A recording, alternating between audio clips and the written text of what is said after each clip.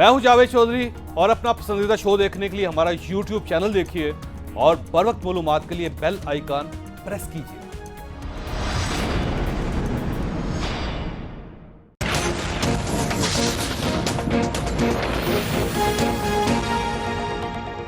बिस्मिल्लाहिर्रहमानिर्रहीम। लाखों करोड़ों दरूद नबी अकरम सल्लल्लाहु अलैहि वसल्लम पर और उनकी आल पर। कल पेशावर में खैबर टीचिंग हॉस्पिटल में एक इंतहाई अफसोसनाक वाकया पेश आया। अस्पताल की आइसोलेशन वार्ड में ऑक्सीजन की कमी की वजह से 7 अफराद जान बहक हो गए। यह वाकया दर्दनाक है, लेकिन इससे ज्यादा दर्दनाक चीज यह है कि ऑक्सीजन सप्लाई करने वाली कंपनी से मुआहिदा खत्म हुए 3.5 साल हो चुके थे, लेकिन अस्पताल की इंतजामिया ने इसका कोई नोटिस नहीं लिया और अस्पताल 3.5 साल ऑक्सीजन के बगैर चलता रहा। गोया अस्पताल में कोई एसओपी या कोई प्रोसीजर नहीं था और इसका यह नतीजा निकला कि 7 लोग दुनिया से रुखसत हो गए। वाकये के बाद केपीके की हुकूमत ने लवाहिकीन को 10 लाख रुपए फी मैयत देने का ऐलान कर दिया। हुकूमत यह रकम अगर अस्पताल को फराहम कर देती और अस्पताल इस रकम से ऑक्सीजन का बंदोबस्त कर लेता तो शायद यह वाकया पेश ना आता। लेकिन शायद तब्दीली इसी को कहते हैं, आप मौत की कीमत तय करें, आगे निकलें और भूल जाएं। मुझे याद है इमरान खान माजी के ऐसे वाकयात के बाद मुतालबा किया करते थे वजीर या वजीर आला को इस्तीफा देना चाहिए, लेकिन शायद अब गवर्नेंस और इखलाक के मयार भी बदल चुके हैं। अब शायद ऐसे वाकयात के जिम्मेदारों को अवार्ड देने का वक्त आ गया है। हम बहरहाल आज के मौजू की तरफ आते हैं। ये जो जाली वजीर आजम बैठा हुआ है ना, जाली, उसका नाम मैंने नया रखा है ताबेदार खान। कल कह रहा था कि लाहौर का जलसा मैं रोकूंगा नहीं, इसलिए कि उसको पता है लाहौर का जलसा रुकेगा नहीं। कहते हैं लाहौर का जलसा रोकूंगा नहीं, लेकिन कुर्सियां नहीं दूंगा, टेंट नहीं दूंगा। तो मैं उसको ये बताना चाहती हूँ कि अभी ये NA 128 दारोगा वाला का ये जलसा है, मुझे बताओ कोई कुर्सी नजर आ रही है?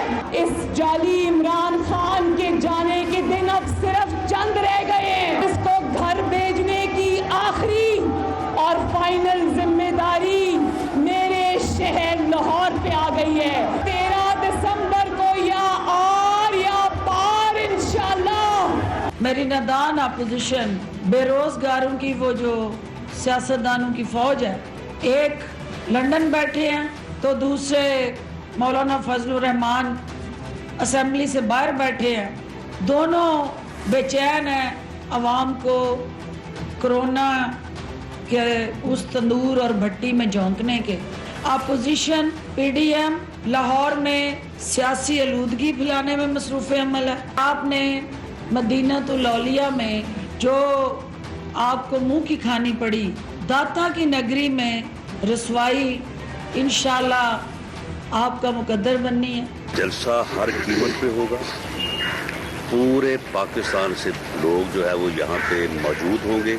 इस मौजूदा नाअहल और नालायक टोले के खिलाफ अपना अदम एतमाद शो करेंगे और इस बात का इरादा करेंगे पाकिस्तान में अब ये खेल जो 70 साल से रचाया जा रहा है कि मर्जी के इलेक्शन, मर्जी के नताइज और फिर इस किस्म के लोगों को ला के बैठा के जो है वो उनसे ताबेदारी करवाई जाती है, ये अब मजीद नहीं चलेगा। अब यहाँ पे वोट को इज्जत देनी पड़ेगी, अवाम के फैसले को तस्लीम करना पड़ेगा। ऑपोजिशन ने 13 दिसंबर के जलसे से बहुत सी तवक्कुआत वाबस्ता कर ली हैं। क्या यह तवक्कुआत पूरी होंगी?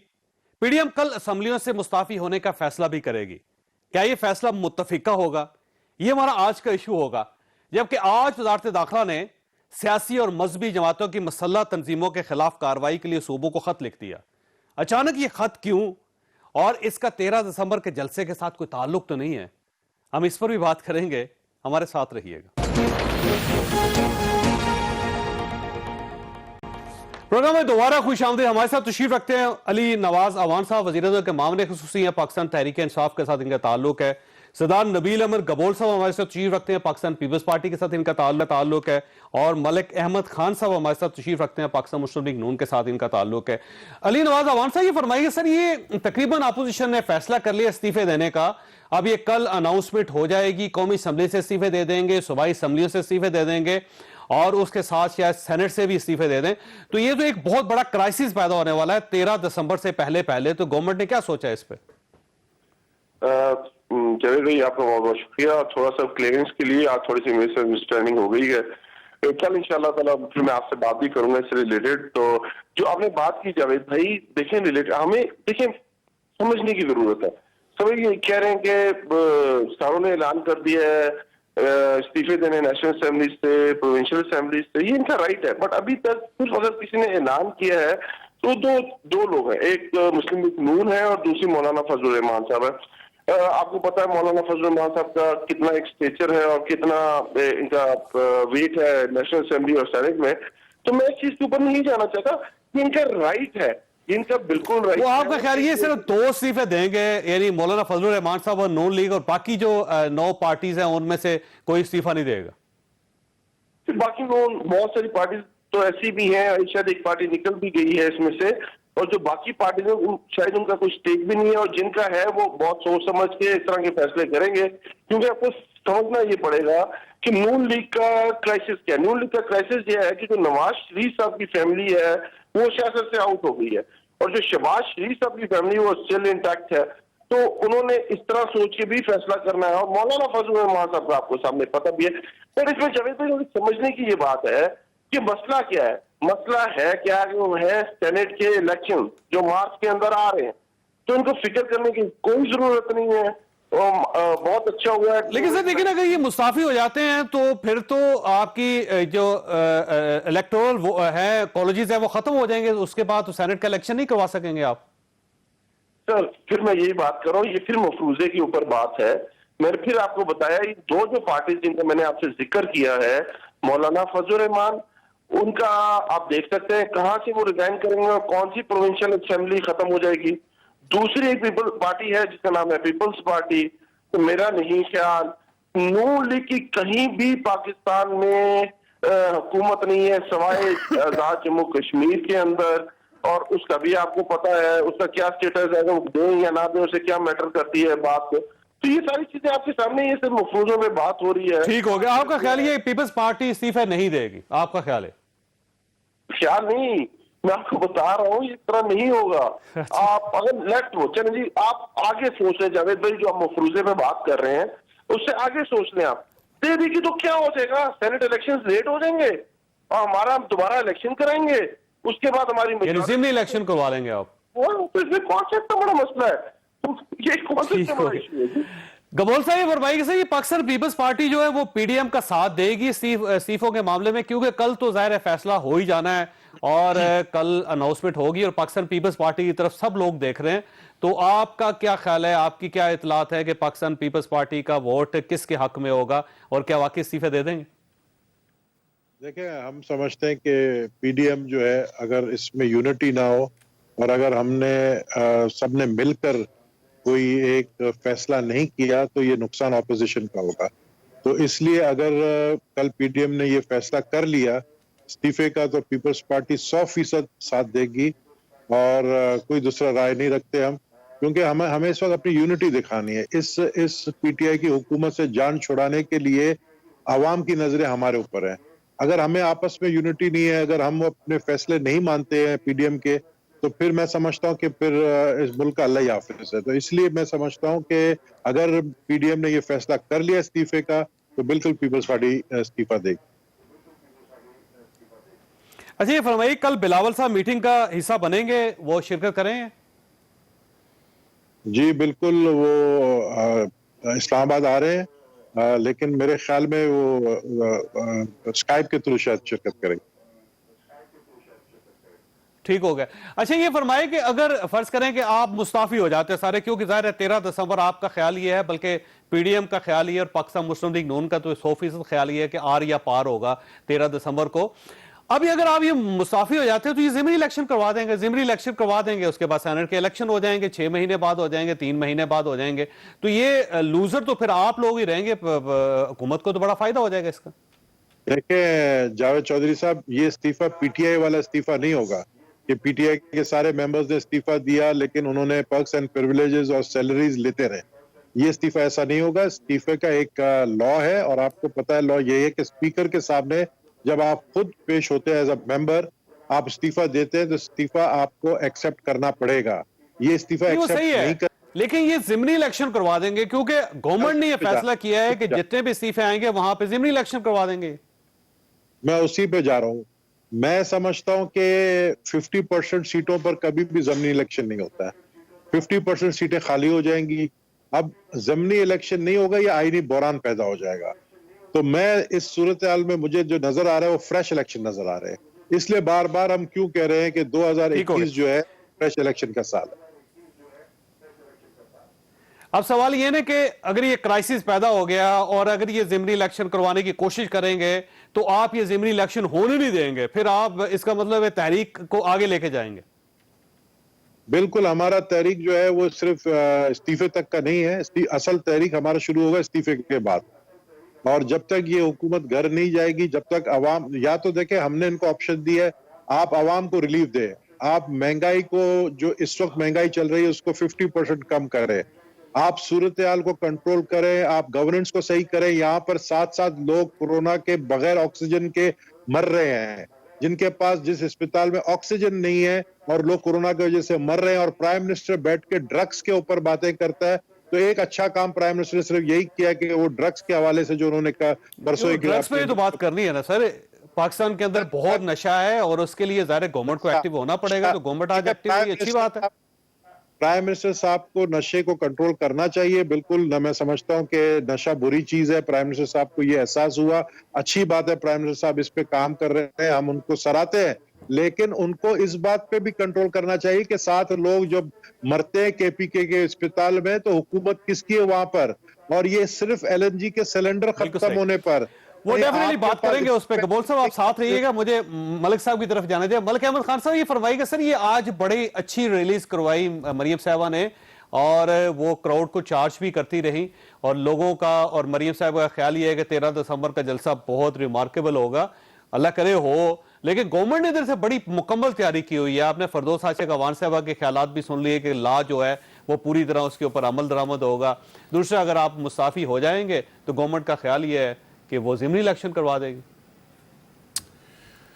जी चौधरी साहब, आपका बहुत शुक्रिया। देखें, जहाँ तक तो इस जलसे के कामयाब होने का और फिर जो फरदौस आशिक साहिबा कह रही हैं, मैंने इस तरह की एक पब्लिक की पार्टिसिपेशन का लेवल और इतने जोशो खरोश से हम जाते तो हैं कि एक मैसेज दें कि ये इस तारीख को जलसा है, लेकिन वहाँ एक फेस्टिविटी का समा होता है। लोग तो बड़े पुरजोर अंदाज से और भरपूर अंदाज से अपनी ख्वाहिश का इजहार कर रहे हैं उस जलसे में शिरकत के लिए, और अगर हुकूमत रोकेगी तो फिर इनकी बड़ी सख्त नाकामी होगी, और वो ये रोकने की कोशिश करके देख लें, रोक नहीं पाएंगे क्योंकि इतने बड़े ठीक हो इज्तिमा को। सवाल ये है कि जलसा आपने बहुत अच्छा कर लिया, चलें कर लिया आपने इस्तीफा देने का ऐलान भी कर दिया, ठीक हो गया, आपने एक लॉन्ग मार्च का ऐलान भी कर लिया, और आपने लॉन्ग मार्च कर भी लिया और आपने इस्तीफे भी दे दिया, फिर क्या होगा सर, फर्क पड़ जाएगा?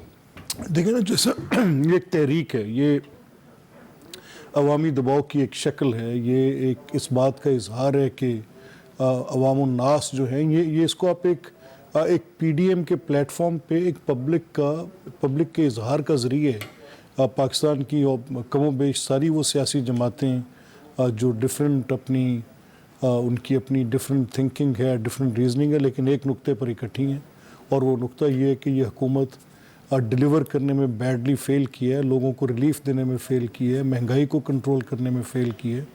तो ये वो फोकल पॉइंट है जिस पर लोगों का ये ख्याल है कि बदतरीन गवर्नेंस और इससे बुरी हुकूमत हो नहीं सकती, इस पर लोग इकट्ठे हैं। और इस्तीफ़े जो हैं वो तो चौधरी साहब आप देखें कि मैं बिल्कुल सरदार साहब की बात के साथ मुत्तफ़िक हूँ जो उन्होंने कहा कि ये एक आइनी बहरान की सूरत पैदा हो जाएगी। अगर फॉर एग्ज़ाम्पल कुछ नंबर्स कम होते, या आप ऐसे कह लें कि अब पंजाब की कॉम्पोजिशन आप देख लें, पंजाब में जो जमातें इस्तीफ़ा देंगी तो वो बेसिकली तो ऑलमोस्ट सिर्फ 5 या 6 नंबर्स का फ़र्क रह जाएगा, और 5 या 6 नंबर्स के साथ मतलब ये होगा कि लगभग आपको 170 सीटों पर ज़िमनी इलेक्शंस करवाने पड़ेंगे। तो ये तो बज़ाहिर मुमकिन नज़र नहीं आता, और अगर ये कह भी लें कि चलें ठीक है जी, लेकिन सर देखिए, अगर सारी अनहोनियां हो रही हैं मलिक साहब, तो एक अनहोनी ये भी हो सकती है कि गवर्नमेंट ये फैसला कर ले कि हमने ज़िमनी इलेक्शन करवाने हैं, क्योंकि अगर आप मुस्ताफी हो भी जाएंगे तब भी अक्सरियत तो इन्हीं के पास रहेगी। जब अक्सरियत रहेगी तो आईनी तौर पर गवर्नमेंट रहेगी, फिर वो ज़िमनी इलेक्शन करवा सकती है। और अगर इन्होंने फैसला कर लिया है कि मैसिव लेवल पर ज़िमनी इलेक्शन करवा देंगे, तो फिर आपके पास कौन सा कार्ड होगा? अच्छा देखें, वो फिर नॉर्मली ये नहीं होता इस तरह से, क्योंकि ये पब्लिक पार्टिसिपेशन का सवाल है ना। तो हमने तो इस मुल्क में वो रेफरेंडम्स होते देखे हैं ना। वो रेफरेंडम्स उसमें क्या पार्टिसिपेशन का लेवल होता था। इंतखाबात भी आपके सामने चलें, और कुछ ज़्यादा नहीं तो 2-3 बातें कराची में एक इलेक्शन में। नहीं, फिर आप ज़िमनी इलेक्शन का बाइकाट कर देंगे, आप ये कहेंगे कि हम इलेक्टोरल जो प्रोसेस है उसका हिस्सा नहीं बनेंगे। नहीं, देखिए, हम आपसे सिर्फ ये कह रहे हैं कि ये इसकी पहली स्टेज जो है वो ये है कि जब हम रेजिग्नेशंस देंगे, तो रेजिग्नेशंस हम किस लिए दे रहे हैं? हम ये दे रहे हैं कि इस सिस्टम के हम ये जो एक नाइंसाफ़ी पर मबनी सिस्टम है, ये जो एक बिल्कुल जो लेवल प्लेइंग फील्ड ही नहीं है लोगों के पास, एक स्टेट का पूरा ऑपरेटर्स जो है वो टूल ऑफ ऑपरेशन के तौर पे काम करता है। आप ख़ुद इस चीज़ के, अगर कोई एक शख्स इस बात का गवाह हो सकता है तो आप हो सकते हैं। आपने जावेद इकबाल का वो जो इंटरव्यू है चेयरमैन नैब का, आप नहीं छापा है, वो जो उनके साथ आपके साथ कॉन्वर्सेशन थी। यानी किसी मुल्क के अंदर अगर ये तय कर लिया जाए कि आपके ऊपर झूठे मुकदमात कायम करके आपकी ज़ुबानबंदी करनी है और किसी हुकूमत को सिर्फ इसलिए कायम रखना है कि अगर उसके लोगों पे मुकदमात कायम किए तो हुकूमत के गिरने का ख़तरा है।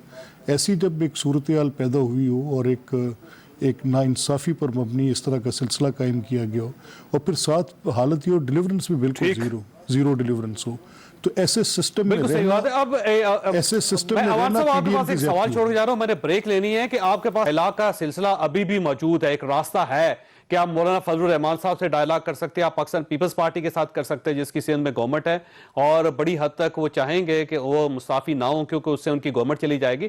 तो जब एक डायलॉग का रास्ता है तो आप उस रास्ते को क्यों नहीं इस्तेमाल कर रहे? क्योंकि अगर ये मुस्ताफी हो जाते हैं तो क्राइसिस बहुत खौफनाक होगा, जिसको मेरा ख्याल है जिससे निपटना आपके लिए इतना आसान नहीं होगा। तो डायलॉग करें। एक छोटी सी ब्रेक के बाद दोबारा हाजिर होते हैं।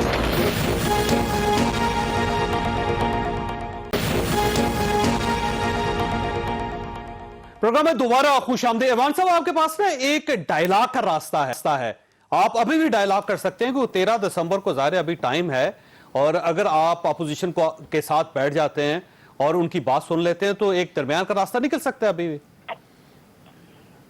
जावेद भाई, आपको याद हो तो लास्ट असेंबली के अंदर प्राइम मिनिस्टर साहब आए थे और उन्होंने कहा था आई एम ओपन। आप मेरे से डायलॉग करना चाहते हैं, बहस करना चाहते हैं, बात करना चाहते हैं, आर्गुमेंट करना चाहते हैं, आई एम ओपन। मेरा सिर्फ वन पॉइंट ये है कि आप एन और ओ हम किसी ऐसी चीज के ऊपर नहीं बैठेंगे कि जिसमें एहतसाब का अमल शामिल होगा। तो उसके बाद हम प्रॉपर ओपन बैठे हुए हैं कि जब मर्जी आए हम हाथ बढ़ाने को तैयार हैं। नहीं, वो प्राइम मिनिस्टर साहब के पास चल कर आए, मतलब बिलावल भुट्टो चल के आए और पाकिस्तान मरियम नवाज साहबा चल के आए, मौलाना फजलुर रहमान साहब चल के आए प्राइम मिनिस्टर के पास। नहीं, बिल्कुल ये बात नहीं की थी उन्होंने कहा हम ओपन है जब कहेंगे। और इसीलिए स्पीकर साहब ने एक स्टेप भी उठाया था, सब पार्लियामेंट्री लीडर्स को बुलाया था। उसके बाद दोबारा आपको पता है कोविड के लिए भी उठाया था, दोनों दफा इन लोगों ने सब ने मिलकर इसका बाइकआउट किया था, पर फिर भी हम रेडी हैं। हम तो अपने वो स्टेप्स बता रहे हैं जो साफ नीयत के साथ कर रहे हैं। लेकिन वो दरमियान में आपको रास्ता निकालना पड़ेगा ना, जिस तरह आपने मौलाना फजलुर रहमान साहब का धरना खत्म करने के लिए चौधरी परवेज इलाही साहब को दरमियान में डाला था, तो आप चौधरी शुजात को, चौधरी परवेज इलाही को आप दरमियान में डालें। नहीं सर, बिल्कुल ये तो एक नेक्स्ट स्टेप है ना, उसमें हम बहुत सारी चीजें सोच भी रहे हैं और शायद आपको अगले आने वाले दिनों में नजर भी आ जाएंगी। पर बाद में आप एक चीज तो इसको एंड करें ना कि हम लोग कर रहे हैं, पहले हम तैयार थे, अभी भी तैयार हैं, और जो आपने भी लाहेमंद हमें हमारे सामने रखा है हम इसको भी सामने रखेंगे, और शायद इससे ज्यादा हम काम भी कर रहे हैं। दूसरी तरफ आ जाते हैं सर, इन्होंने बात की, मुझे ज्यादा बात नहीं, आपके तवज्जो से मुझे बातें जो समझ आई वो समझ आई। मेरा तो बड़ा इजी था कि आप जो कह रहे हैं कि हम इस्तीफा और उसका हिस्सा नहीं बनेंगे ज़िमनी इलेक्शन का, काश मैं ये कह रहा हूँ 2008 में जब सब पार्टीज ने ये कहा, सिर्फ पीपल्स पार्टी के अलावा जो बड़ी जमात थी उसमें, कि हम इलेक्शन लड़ेंगे, और बाकी सारी जमातों ने कहा कि हम इलेक्शन का बाइकआउट करेंगे, और नून लीग उसके अंदर शामिल थी। काश उस वक्त हमारे साथ जमात इस्लामी के साथ और बाकी पार्टी के साथ खड़े हो जाते, उस वक्त डिच ना करते, तो शायद आज हालात बहुत ज्यादा डिफरेंट होते हैं, शायद इनकी मर्जी के मुताबिक होते, जो ये सोच रहे हैं शायद वो अभी भी गलत है थोड़ी सा।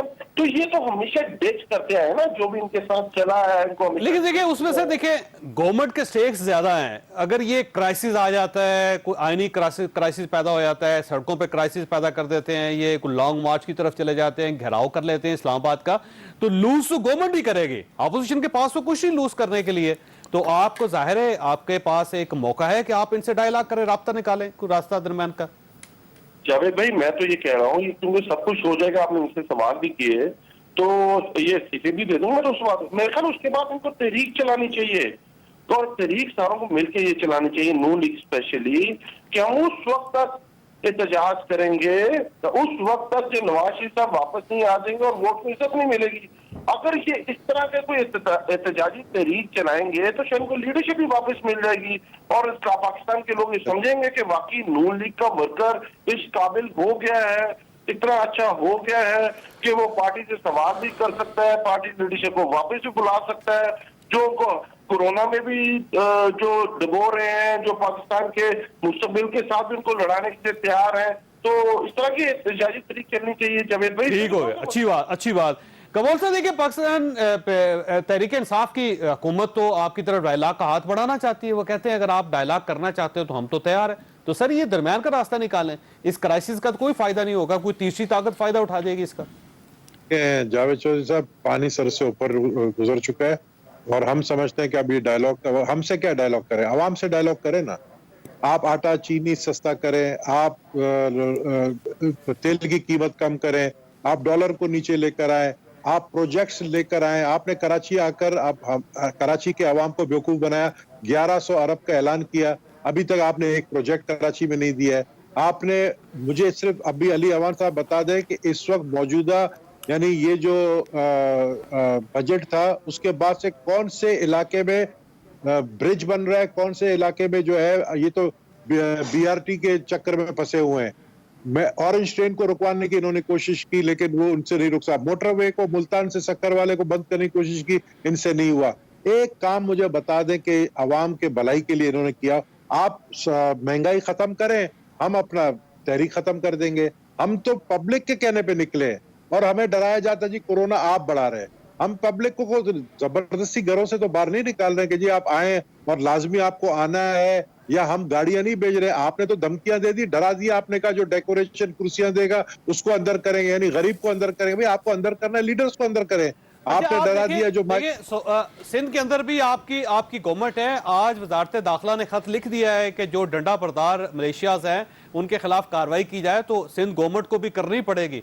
तो ये बेसिकली तो मेरा ख्याल है शायद असली विंग आपका तो नहीं है, लेकिन मौलाना फजलुर रहमान साहब को तो है। मौलाना फजलुर रहमान साहब ने एतराफ़ भी किया है कि ये हमारे खिलाफ कार्रवाई करना चाहते हैं। तो सर ये तो गवर्नमेंट तो बड़ा आईनी हाथों से निपटेगी आपसे। देखिए उसके लिए हम तैयार हैं। आईनी हाथों से पहले भी हम जेलों में रहे हैं, कोड़े भी खाए हैं। हमारे लिए कोई बाय डिफॉल्ट जो है ना, हमारे लिए कोई बड़ी बात नहीं है, बाय डिफॉल्ट हम आदी हैं इसके। लेकिन ये सोचे जो एक दिन भी जेल नहीं गए हैं, ये वो लोग सोचे जो दीवारें पलांत के भागे हैं अपने घरों से और आज प्राइम मिनिस्टर बन गए हैं। उनको सोचना चाहिए क्या वो फिर बाद में जेल बर्दाश्त कर सकेंगे, नहीं करे। क्योंकि इनका जो ये जितने भी इनके मैं आपको बताऊं 70% जो इस वक्त मेंबर्स हैं पार्लियामेंट के जो इनके साथ हैं, ये इनके है ही नहीं। इनके अपने एमएनएस रोते फिर रहे हैं। इनके अपने एमएनएस कहते हैं हमारे इलाके में कोई तरक्याती काम नहीं हो रहा है।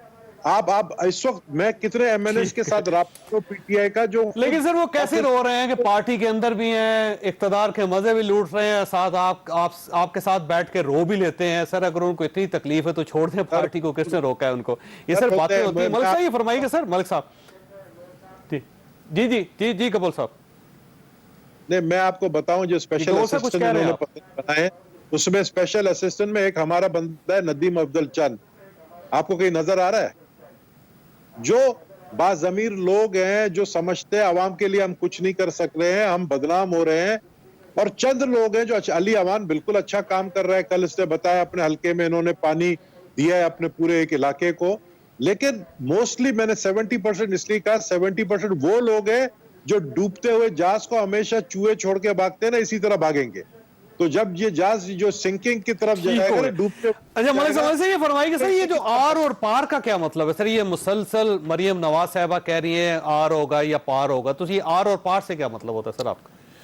देखिए जैसे हमारा मानना ये है कि ये हुकूमत जो है बड़ी रेजर थिन मेजॉरिटी के साथ है। इसमें एक बहुत बड़ी कोई अददी अक्सरियत इनके पास नहीं है। फिर एक जो इनका बयानिया था वो बुरी तरह पिट चुका है। जो करप्शन की बात थी, अदालतों से जो झूठे मुकदमात बन के गए थे, नैब को जिस तरह इस्तेमाल किया था, वो सारा बयानिया, क्योंकि करप्शन, एंटी करप्शन का जो बयानिया इमरान खान लेके चले थे वो अब एक्चुअली इंतकाम की बात के तौर पे नज़र आ रहा है। कोई भी मेरी बात को आप छोड़ दें, जो गैर जानिबदार लोग हैं, जैसे सुप्रीम कोर्ट है, जैसे इंटरनेशनल वॉच डॉग्स हैं, जो कोई जर्नल्स हैं बड़े जो लिख रहे हैं इसके ऊपर, वो सारे ये बात कह रहे हैं, तो उसमें अब मेरे कहने की बात नहीं रहेगी।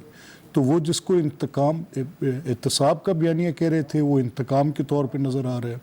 वो नज़र आ रहा है कि पॉलिटिकल पार्टीज़ को सरकमवेंट करने, उनकी सपोर्ट बेसिस को श्रिंक करने, तो लोग सियासी तौर पर ये ज़्यादती अपने साथ बर्दाश्त नहीं करेंगे। फिर दूसरा उनका बड़ा मसला इस वक्त इनकी नॉन डिलीवरेंस है। तो हमारा ये मानना है कि जब हुकूमत की कारकर्दगी इतनी बुरी हो और इस सतह पे अवामी दबाव हो और आपकी अपोजिशन जो है वो उन असम्बलियों से इस्तीफ़े देकर बाहर जाने को तैयार बैठी हो, तो ये फिर निज़ाम कैसे चलेगा? बिल्कुल नहीं चल सकता। अगर ये उस पर जाते हैं कि ज़िमनी इलेक्शंस कराएंगे, तो पार्टिसिपेशन, पब्लिक की पार्टिसिपेशन मैटर करती है। मैं आपको याद दिलाता हूँ कि कराची के एक इलेक्शंस में MQM हिस्सेदार नहीं थी गालिबन, तो 8,000 पे एक साहब MNA के इलेक्शन जीत गए थे कराची जैसे शहर, इससे भी कम वोटों पे। तो ये जो इलेक्शन का एक अमल है, इसके अंदर लोगों का शामिल होना और फिर उसके ऊपर एक यकीन रखना, ये इम्पोर्टेंट है। इनका कराया इलेक्शन अब कौन मानेगा? जहाँ पर यहाँ पे पूरा इलेक्शन चोरी हुआ हो, जहाँ पे पूरा सिस्टम जो है उसकी कोई एक्सप्लेनेशन आज तक कोई ना हो, तो कौन तस्लीम करेगा कि ऐसे सिस्टम का हिस्सा किसी ने बनना? ठीक, तो हमारा ये अच्छा, लेकिन सर आप दोनों के लिए, नबील कबूल साहब और मलिक साहब, आप दोनों के लिए एक चीज आप दोनों के सामने मैं रख रहा हूं कि आज गवर्नमेंट ने ये फैसला किया है कि वो SOPs पे पूरी तरह अमल करवाएंगे, कोरोना पे भी और दूसरा ये जो डंडा बरदार लश्कर है उनके खिलाफ भी और जलसों के खिलाफ भी। तो ये ना हो कि गवर्नमेंट जो है वो मैदान में आ जाए और वो अपनी फुल फोर्स इस्तेमाल करे, तो उसके बाद अगर फोर्स इस्तेमाल की तो आपके पास क्या ऑप्शन बचेंगे? छोटे से ब्रेक के बाद दोबारा जरूरत प्रोग्राम में दोबारा खुश आमदी। मलिक साहब ये फरमाइएगा, सर मैं अली नवाज अवान साहब की बात कर रहा हूँ। अली नवाज साहब अवान साहब ये फरमाइएगा कि ये जो आज वजारत दाखिला ने अचानक एक लेटर जारी कर दिया सूबों को कि ये जो सियासी जमातें हैं और साथ मजहबी जमातें हैं, ये जो इनके अस्करी मलेशियाज हैं, इनके खिलाफ कार्रवाई की जाए, तो ये 2014 में फैसला हुआ था नेशनल एक्शन प्लान में, तो 6 साल बाद अचानक आपको 13 दिसंबर से पहले ये कैसे याद आ गया? अच्छा जरूर इसका जवाब देता हूँ मैं। अभी मुझे थोड़ी सी जो बात अहमद भाई की समझ आई है, या आपने उनसे पूछा था कि वो आर और पार की सियासत, if I am not wrong जी, तो आर और पार की सियासत तो हमेशा नून लीग करती है। जावेद भाई आपके सामने है, आप तो माशाल्लाह हिस्ट्री पे कमांड रखते हैं। इन्होंने जनरल जिलानी को कहा आर या पार, फिर वजारत लेते रहे। फिर इन्होंने जवाहर को कहा आर या पार, फिर वजीर आला बन गए। फिर इन्होंने बात दोबारा कही चुनेजो साहब से कि आर या पार, दोबारा जाके वजीर आला बन गए। फिर इन्होंने बात की आर या पार, और आपको याद है फिर एग्रीमेंट करके बाहर चले गए। फिर इन्होंने आर और पार की बात की और कहा से 5 साल का मनसूबा था, फिर वो 10 साल का निकल आया। फिर उन्होंने आर और पार की COD की बातें की, काला कोर्ट बैन दिया। इनकी आर और पार तो बहुत लंबी है। तो आप इनके आर और पार को इतना सीरियसली ले रहे हैं? क्या कह रहे हैं आप? इनके आर या पार को सीरियसली ले रहे हैं? फिर जावेद भाई ये आप भी जानते हैं, मैं भी जानता हूं, पाकिस्तान के सारे साहब भी जानते हैं कि आर और पार को कभी भी सीरियस नहीं लेना। साल ट्विटर बंद हो जाएगा, साल मैं बोलूंगा ही नहीं, मेरे प्लेटलेट्स डाउन हो जाएंगे, और जब मैं पार जाऊंगा 7 समुंदर तो मेरे साथ सारा कुछ ठीक हो जाएगा। ये तो आपको भी पता है, पाकिस्तान के साथियों को भी पता है कि माशाल्लाह ये क्या है। बात सिर्फ एक है जावेद भाई, ठीक हो गया बाकी साथी भाइयों से उसके साथ कि पाकिस्तान के जो थोड़े से सहाफी जो वो रेट लेके चले भी गए थे हाई कोर्ट के अंदर, और जो बेचारे मेरे भाई हैं जो या बुग़्ज़े इमरान में बैठे हैं या बुग़्ज़े फौज में बैठे हैं, इमरान, उनको हमारी पॉलिसी से कोई फर्क नहीं, उनको ये मसला है दोनों तरफ, इसलिए वो जाके इनकी विचारों की थोड़ी सी हमायत, इनको थोड़ा सा कवरेज दे देते हैं, वरना उनको भी अंदर से पता है अगर इमरान और बहुत से मुसलमानों तो सबसे ज्यादा यही पाकिस्तान। ठीक हो अहमद खान साहब, कोई इस पे आप अपना रद्द अमल देना चाहें तो उन्होंने कहा जी आपका आर और पार इतना सीरियस नहीं है, लिहाजा गवर्नमेंट उसको सीरियस नहीं ले रही, आप आर हो या पार हो। नहीं देखें, अपना चौधरी साहब, इनके सीरियस ना लेने से मुझे कोई खबर नहीं है कि ये सीरियस नहीं ले रहे, क्योंकि ये मैटर नहीं करते, इनका सीरियस लेना या ना लेना बेमायनी है। उसकी वजह है कि अगर ये हुकूमत को संजीदा लेते तो फिर मुझे फ़िक्र होनी थी कि ये मुझे संजीदा ले रहे हैं कि नहीं ले रहे, ये अवाम को संजीदा लेते तो फिर मुझे फ़िक्र होती कि ये संजीदा हैं कि नहीं हैं या मुझे संजीदगी से देख रहे हैं। ये इस मुल्क के निज़ाम को, सियासी इस्तेहकाम को, इस मुल्क की मईशत को संजीदा लेते तो फिर शायद मुझे कोई फ़िक्र होती कि ये मुझे संजीदा लेंगे कि नहीं लेंगे। इनकी गैर संजीदगी का यही आलम है, इनको लोगों की मफलूकुल हाली से कोई अब फ़र्क नहीं पड़ा, बिल्कुल ये इनके खलंडरेपन की इंतहा है कि ये मजाक करते हैं और ऊपर से कहते हैं कि मईशत दुरुस्त होती जा रही है। अच्छा, वैसे एक सवाल ये भी है सर, ये आपकी, मैं दोबारा आपसे बोल के तीसरी मरतबा आपसे पूछ रहा हूँ कि आर और पार से मतलब क्या है, करना क्या चाहते हैं आप? आर और पार बड़ी खतरनाक चीज होती है। नहीं शोएब साहब, बड़ा वाज़ेह आर और पार के एक ही मानी है, वो सीधे सीधे हैं कि बिल्कुल हम इसको इस अवामी दबाव को इनके साथ हमारी ये इस सिस्टम को हम कबूल नहीं करते, इस अवामी दबाव को हम आखिरी हद तक बढ़ाएंगे, हम इस सिस्टम का हिस्सा नहीं रहेंगे, हम इस्तीफ़े देंगे, हम अपनी पूरी ऑप्शंस यूज़ करेंगे, यही आर और पार है। वैसे आर और पार का एक ही मतलब होता है जिंदगी और मौत, या हम मर जाएंगे या हम मार देंगे, यही होता है आर और पार। और क्या होता है सर? इसका मतलब ये हुआ कि आप एक्सट्रीम पे जाएंगे, देखिए ना, आपको लड़ना पड़ा लड़ेंगे, मरना पड़ा मरेंगे, मारना पड़ा मारेंगे, और कुट खानी पड़ी कुट खाएं। नहीं, आप ये भी देखें, बिल्कुल इस सिलसिले में हम अगर ये कोई हरबा इस्तेमाल करेंगे तो ये नहीं कर सकेंगे हुकूमती। बेशक ये मशीनरी का इस्तेमाल करने की कोशिश करें, अगर हमारे आइनी हक से हमें रोकने की कोशिश करेंगे तो हम बिल्कुल नहीं रोकेंगे। और ये अगर अपनी इस तरह की कोई ज़्यादतियाँ पर, देखिए अब कसूर में हमारे जितने MNAs MPAs हैं उन सब के ख़िलाफ़ एंटी करप्शन के पर्चे दे रहे हैं, किसी का केस है कि नहीं है, किसी के ख़िलाफ़ कुछ मिल रहा है नहीं मिल रहा, किस चीज़ का पर्चे दे रहे हैं कि उनके किसी अजीज़ व अकारब पर भी कोई अगर किसी की कोई पेंडिंग कोई केसेस पड़े हुए हैं जो कि कोर्ट्स के अंदर हैं। ठीक, इसका मतलब ये हुआ कि फिर आप एहतसाब से बचना चाह रहे हैं, अब नैब से बचने के लिए सब कुछ कर रहे हैं। मतलब तो फिर ये हुआ ना, गवर्नमेंट पे ठीक कह रही है ना। नहीं, गबोल साहब आपकी तरफ आना है सर, ये फरमाइए कि गबोल साहब कि ये दो लॉज लेके आए हैं, एक तो कोरोना SOPs उन्होंने फॉलो करवाने हैं, नहीं करेंगे तो इस बार गिरफ्तारियां भी होंगी, जुर्माने भी होंगे लोगों को। दूसरा ये जो इन्होंने नेशनल एक्शन प्लान का एक दफा निकाल ली डंडों वाली, डंडा बरदार, तो ये नहीं होगा कि आप डंडे लेके जलसों में पहुंच जाएं और आप आराम से घर वापस चले जाएं, तो उसमें भी गिरफ्तारियां होंगी, तो आप इसके लिए तैयार हैं? देखें, जब झंडा होगा, झंडे के नीचे डंडा तो होगा ना, और डंडा हम अपने बचाव के लिए जरूर रखें, हमें मारेंगे तो हम भी मारेंगे।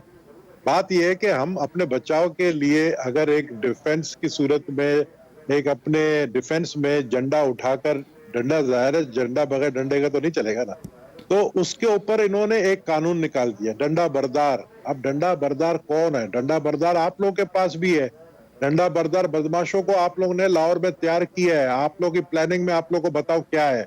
आप पुलिस को यूज नहीं कर रहे हैं, आप सादा कपड़ों में जो ये टाइगर फोर्स है उनको तैयार कर रहे हैं कि जहां जहां से इनकी जुलूस निकलेगा वहां पथराव करें, वहां डंडे मारे। इनकी ये प्लानिंग है कि उस दिन 13 दिसंबर को ये जलसे को डिस्टर्ब करने की कोशिश करेंगे। हमें सब पता है इनके क्या प्लानिंग है, लेकिन आपको मैं ये बता दूं ये कर नहीं पाएंगे। 13 दिसंबर को तारीखी जलसा होगा और उसके बाद फिर इमरान खान सीरियसली लेगा ऑपोजिशन को, फिर ये कहेगा आओ बैठो डायलॉग करेंगे, लेकिन हम फिर भी डायलॉग नहीं करेंगे। और ये वैसे आज भी कह रहे हैं आपको डायलॉग कर लें हमारे साथ। नहीं, हम नहीं करेंगे। उसकी वजह यह है कि हम आवाम को तरफ देखें या हम PTI की हुकूमत को बचाएं। और कोरोना के चक्कर में SOP निकाला है आपने, आप लाखों आदमी को जेल बनाए ना, इतना बड़ा जेल जिसमें लाखों आदमी को जेल में डाल सकते हैं, नहीं कर सकते। ये सिर्फ आवाम को सर, ये जो आपको अस्करी जो तंजीमें नजर आ रही हैं, क्या उसमें टाइगर फोर्स नहीं आती? क्योंकि टाइगर फोर्स तो एक ऐसी फोर्स है जिसमें लफ्ज फोर्स भी इस्तेमाल हुआ हुआ है। जो मौलाना की जो है इंसारुल इस्लाम, वो तो ज़ाहिर उसमें फोर्स नहीं आती। तो ये आप अपने आप को भी बैन करवा लेंगे? जब इसके सवाल का जवाब देता हूँ मैं, मुझे याद है एक आर मुझे और भी याद आया कि जब याद है 2018 में नवाज शरीफ साहब आगरा में पहुंचे थे और कहते मैं आर कर दूंगा, तो उन्होंने बाइकआउट कर दिया इलेक्शन में। पता नहीं फिर क्या हुआ, फिर ये पार चले गए और इलेक्शन में चले गए, और से और पार चले गए जब इन्होंने काली पटिया पहन के मुशर्रफ से ही ओथ ले लिया था। तो आर तो इनका चलता रहता है, इसमें कोई हर्ज नहीं है। जहां तक अगर टाइगर फोर्स भी डंडे उठाती है तो उसके खिलाफ वही लॉ अप्लाई होना चाहिए जो तहरीक इंसाफ या बाकी जमातें कर सकते, जो डंडे उठाए उनके खिलाफ होना चाहिए। इसमें तो दो राय नहीं है ना जी। अगर आप लेकिन सर 2014 में तो आप डंडे लेके आए थे ना सर, उनमें कील भी लगे हुए थे, आपको याद नहीं है? और बड़ी पिटाई हुई लोगों की, पुलिस वाले को, एसएसपी जो आज तक वो बहाल नहीं हो सका उसकी सेहत। तो खुद आप अंदाजा लगाएं कि अगर ये इन्होंने उसी रवायत को इन्होंने निभा लिया तो क्या होगा फिर? अच्छा, फिर मैं ये बात कर देता हूँ, जब ये सारा चीज आप समझ रहे हैं और हम समझते हुए नहीं हुआ था और उसके बावजूद पर्चे हुए थे, इमरान खान साहब के खिलाफ भी पर्चा हुआ, असद भाई के खिलाफ पर्चा हुआ, शाह महमूद के खिलाफ पर्चा हुआ, श्री मुजारी के खिलाफ पर्चा हुआ, मेरे पे 36 पर्चे हैं। तो इसका तो कोई मतलब है, पर्चों से ना डरे ना। आप आजादी लेने जा रहे हैं, आप एक तहरीक चला रहे हैं, तो उस तरह ना करें ना। वो जो याद है एक बच्चे की वीडियो आई थी कि हम इंकलाब लाना चाह रहे हैं, अगर आप डंडे मारेंगे तो हम इंकलाब कैसे लाएंगे? तो ये इनको कहेंगे इस तरह ना करें ना। जमहूरियत के लिए बड़ी कुर्बानियां देनी पड़ती हैं, वो अपने तहरीक को कामयाब करने के लिए बड़ी कामयाबियां देनी पड़ती हैं। तो बुला ले नवाज शरीफ साहब को भी, बुला ले 11 और घोड़ों को भी, और प्रॉपर तहरीक चलाए ना। ये कैसी तहरीक है? वरना मैंने तुर्क है, बनना मैंने मंडेला है, नेल्सन मंडेला, मैंने बनना खमीनी है और मैं इंग्लैंड बैठ के सारा काम करूंगा, ये तो नहीं हो सकता। ठीक हो गया। सियासत तो जरूर होनी चाहिए, लेकिन सियासत के अंदर आवाम का ख्याल भी रखना चाहिए। ये मेरी सारी पार्टियों के साथ दरख्वास्त है कि कोरोना पे SOPs जो है उसको जरूर फॉलो करें, नहीं तो बेशुमार लोगों को बहुत ही नुकसान हो जाएगा। अल्लाह ताला आप और आपके अहल खाना को हर किसी मुसीबत से महफूज रखे। अल्लाह हाफिज। मैं हूं जावेद चौधरी, और अपना पसंदीदा शो देखने के लिए हमारा YouTube चैनल देखिए और बर वक्त मालूमात के लिए बेल आइकन प्रेस कीजिए।